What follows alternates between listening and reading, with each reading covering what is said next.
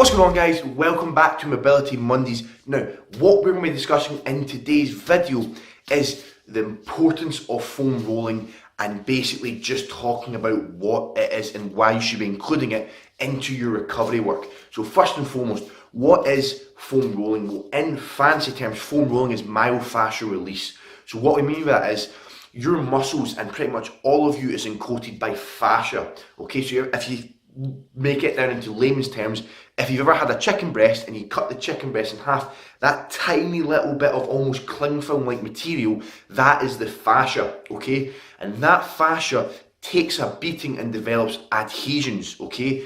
And with those adhesions, it can create tightness within certain muscles. So what the foam rolling is going to do is, the foam rolling is going to reduce and get rid of those adhesions within the muscles. So that is what foam rolling is. So first reason, why should you be including it? Well, number one, it is going to improve your recovery.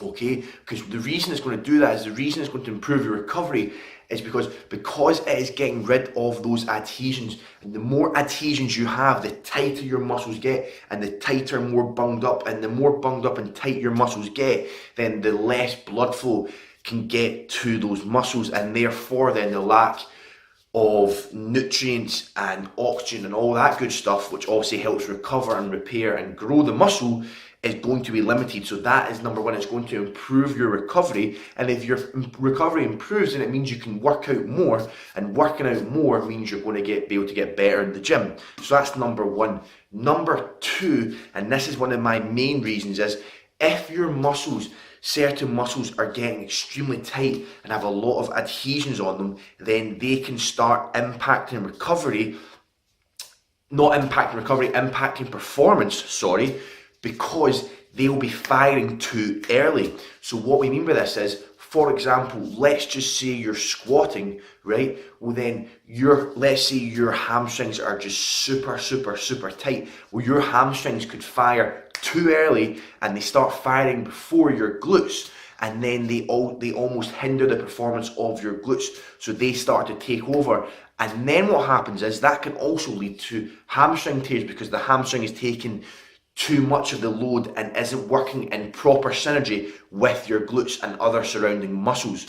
Okay, so that is the second reason. And the third reason is it pulls your joints out of proper alignment. Okay, so if you have extremely tight pec minors and whatnot, and anterior delts and biceps, it's going to put you in a kyphotic position. So it's going to pull your shoulder girdle out of shoulder alignment. Then what that's going to do is, that's going to impact the full instantaneous axis of rotation of the shoulder, which then will not allow you to perform exercises properly. Okay, so that is the three main reasons as to why I feel you should definitely be adding in foam rolling into your recovery.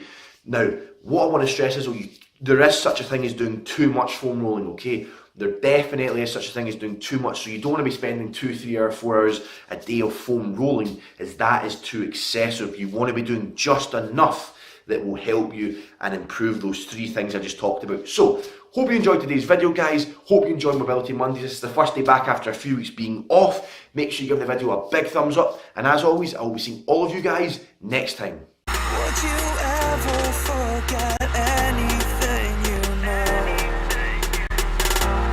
Take a chance to stay.